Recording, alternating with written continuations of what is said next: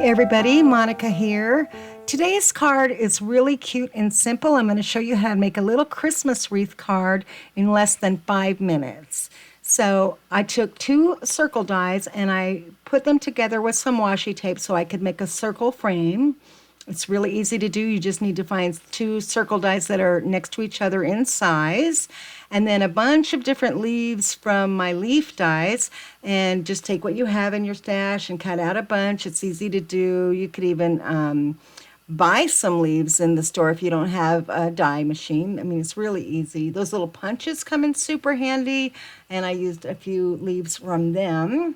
And now I'm just gluing the 4 circles together so that I have a very substantial base for my wreath. It's kind of like the base that everything is going to be glued onto, so it needs to be strong, and it also gives me a guide of where to place the leaves.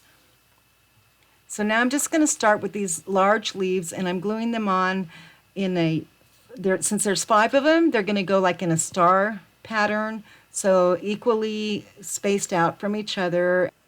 And that gives me a guide as to where to put all the other leaves, so they'll go in between those leaves. Once I got these 5, everybody else was really easy to do.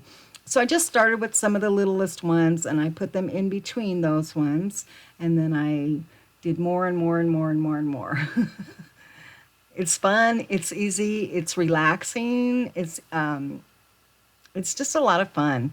And you could do different colors. They don't all have to be white. They could be, green, like a traditional wreath, or rainbow colors would be fun. All kinds of different ideas that you could do color-wise with this stuff. I just chose to do a white on white card today. There's going to be a little bit of color pop at the end, but mostly it's white on white. So I'm just wrapping up, finishing the last little sprigs on there, and those ones I glued on the back. Now these sequins, or flower sequins, or whatever you call them, I don't know if you saw my video, I don't know when it was, a couple videos ago. I was complaining about putting sequins on cards because I'm worried that they're always going to fall off.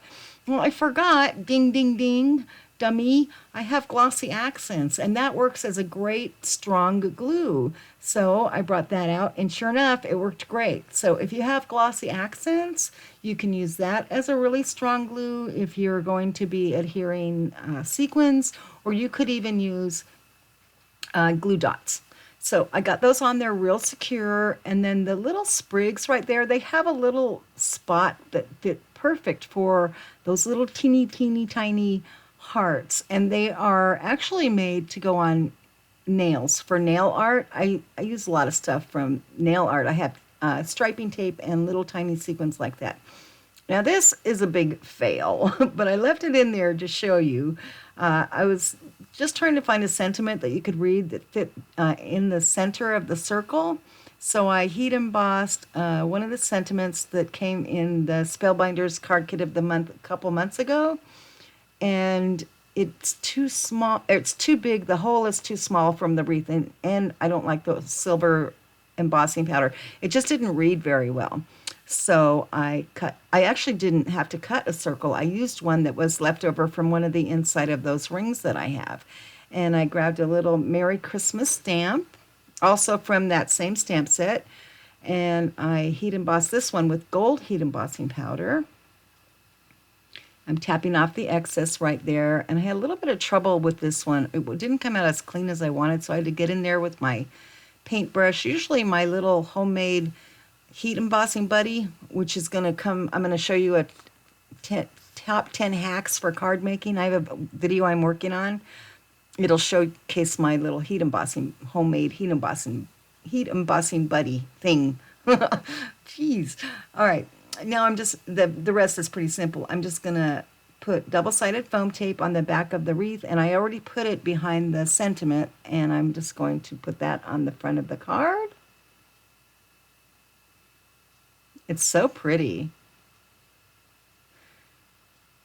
And then I'm going to take that whole panel, which I actually had run through, I had a dry embossing folder that I had prepared before I even started the video. I didn't show that part, but now I put that on a card base, and that's that card for you in less than 5 minutes. Let me know what you think. I would love to hear from you. Bye.